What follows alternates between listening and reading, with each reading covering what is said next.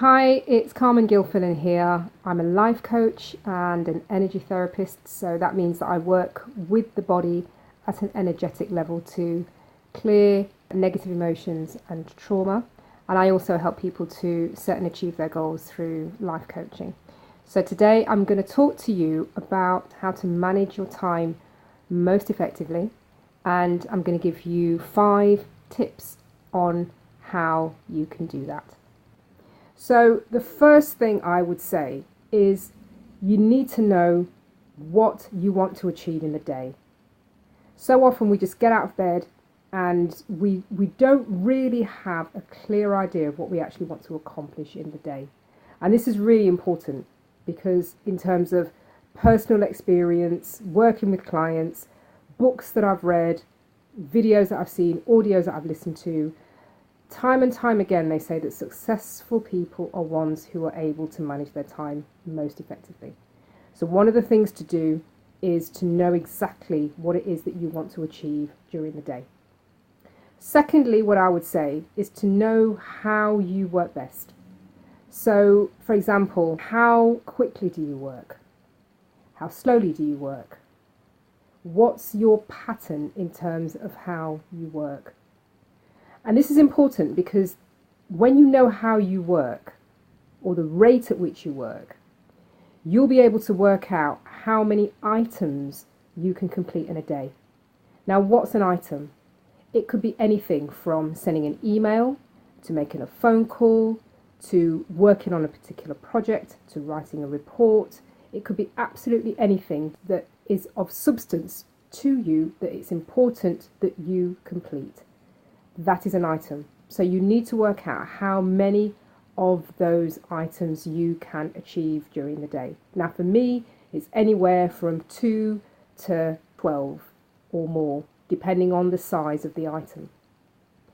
But you need to know how well you work, how quickly you work, and you also need to know what you get in the day in terms of interruptions. The more interruptions that you have, obviously, that's going to have an impact on how many items you can complete in a particular day.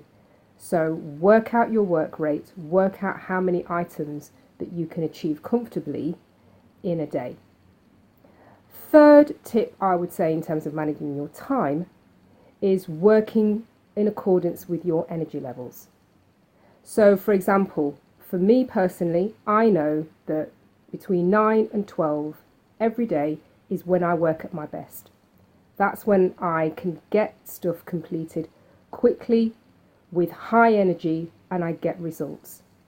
From around about lunchtime to about 4 o'clock, I have to then scale down in terms of the things that I do. So I do kind of like coordinating, planning during that time up to 4 o'clock. And then from about 5, 6 o'clock to the end of the day, or the end of my personal day, which could be anything from, say, 10 o'clock to midnight, it's going to be things that don't take so much of my mental and physical energy. So the fourth thing that we can do to manage our time more effectively is to make sure that we build in time for slippage. So this kind of links back to what I was saying before about how many items can you achieve during the day. And there is sometimes a tendency for us to pack in too much in a day, and we tend to overestimate what we can achieve in a day. And I'm speaking from personal experience as well, that we sometimes feel that yes, we're able to do A, B and C, X, Y and Z when we're planning our day, and then when we actually come down to doing the work, the phone's ringing. We've got an urgent email that comes in. Somebody comes in and asks us to do something. We get an emergency phone call. So all of these things that come in, all of these interruptions, for want of a better word, can derail us, can distract us, and can stop us from achieving what we actually set out to achieve in a day. And the thing is that we need to accept that those interruptions are an integral part of our lives. We can't stop them, and we don't actually want to stop them. Yeah. So one of the things that when we're planning our day, and we're deciding how we're going to carve up our time, one of the things that we need to do is to allow time for slippage, allow time for interruptions, allow time for crises, allow time for emergencies. So for example, if I think that one of my items is going to take me half an hour, whatever it might be completing a report, it might be writing part of my book, it might be sending an email where I feel that I need to take time to compile that email properly, because it could be that I get a piece of work from that email, for example. So if I think that something is going to take me half an hour, I'll allow an hour for it.